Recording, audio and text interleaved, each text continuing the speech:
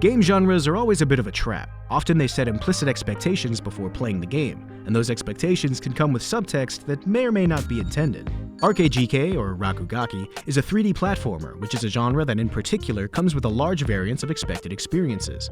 Does it focus on speedrunning, precision, collection, and regardless of those, does the movement and control feel satisfying and responsive? In RKGK, you play as Valah, leader of the titular resistance group that's fighting the tyranny of Mr. Buff in a cyberpunk future. Mr. Buff has turned the population into mindless drones and effectively banned artistic expression in all forms through the implementation of brainwashing screens throughout the city.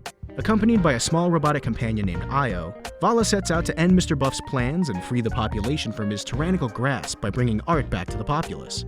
It's certainly not the most original story, but it serves its purpose well enough, with decent writing that provides a fun atmosphere for the game.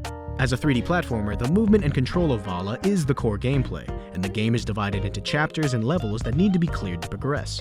RKGK has typical third-person movement and camera control, double jumping, and attacking on the ground and in the air. Outside of the expected, there are also abilities themed around your spray paint, such as spraying downward to hover and glide, and using IO in your paint to surf, sliding across the ground at a higher speed and leaving a colorful trail in your wake.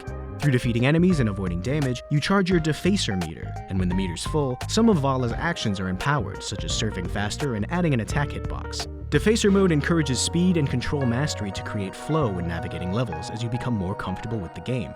Adding to this feeling of mastery is movement tech that is not explicitly mentioned, which I'll speak more on later in the video. Each level in RKGK contains coins, spray paint cans, hidden ghosts, and graffiti spots, with each of these collectibles serving a different purpose. Coins and ghosts can be spent to unlock new cosmetics for Valah and Io, while spray cans are a necessary resource for covering graffiti spots. While you don't need a specific number of graffiti spots to clear a level, there is a minimum number required across all levels within a chapter to unlock the boss fight. By having a required minimum for graffiti spots, and often hiding them off of the main path to the end of a level, I feel these factors subtly encourage the player to navigate and explore on a first attempt. At the end of a level, you receive a letter grade based on multiple factors, such as coins collected, enemies defeated, and time spent to clear the stage, further incentivizing exploration. However, each level also has optional challenges that provide additional ghosts as a reward, but these challenges cannot be completed all at once because they each demand commitment to a specific playstyle. These challenges provide gameplay variety in my opinion, but at first glance I think some players might be confused regarding the intended experience. Loading into the first level, you're taught about coins, spray cans, and graffiti spots, but there's also a visible timer at the top of the screen and a score on the right. Each of these elements present context for a specific type of gameplay within the platforming genre. Coins and graffiti spots encourage exploration and collection, the timer encourages speedrunning, and a score and letter grade encourage balanced optimization of both. On the surface, these contribute conflicting ideals, but in my opinion, they exist as markers of built-in replayability without the need to create these conditions yourself. After exploring the level on a first attempt, the challenges for additional ghosts allow the player to engage with the experience that they are interested in and be rewarded for it. This means that even though exploration and boss fights appear to be the primary goal, the optional challenges allow the player to engage with their favorite elements of the genre. Circling back to those movement tech options, there are attributes of specific actions that increase the mechanical skill ceiling of the game. For example, attacks on the ground give Valah a burst of speed in the direction of the attack, and hovering maintains your momentum when executed at the start of a jump. These extra movement mechanics feel intentional, because in my experience, it's impossible to clear all of the time-based challenges for a level without utilizing at least some of these movement techniques. While I am a big fan of RKGK's stylized visuals and soundtrack, there were some things that I felt could have been improved. The dialogue throughout the game can feel long-winded, and the visuals and camera control can be disorienting, with odd camera collision, bright-colored explosions, and loud sound effects happening at the same time all around you.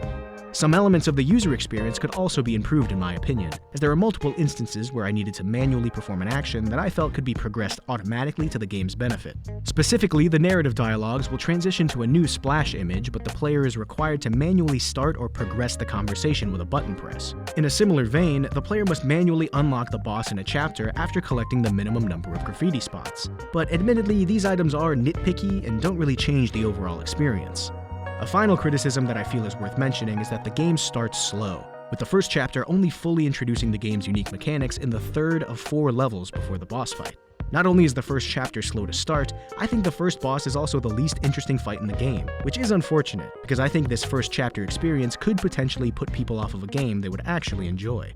In the end, I think RKGK RAKUGAKI is a solid game that succeeds in multiple areas of the genre it populates. It's a game rife with replayability and allows the player to get what they want out of the game by supporting a myriad of playstyles within a single title, even if they are entirely optional.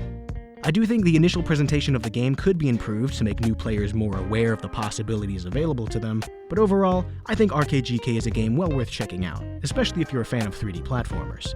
Thanks for watching, take care, and remember, keep having fun.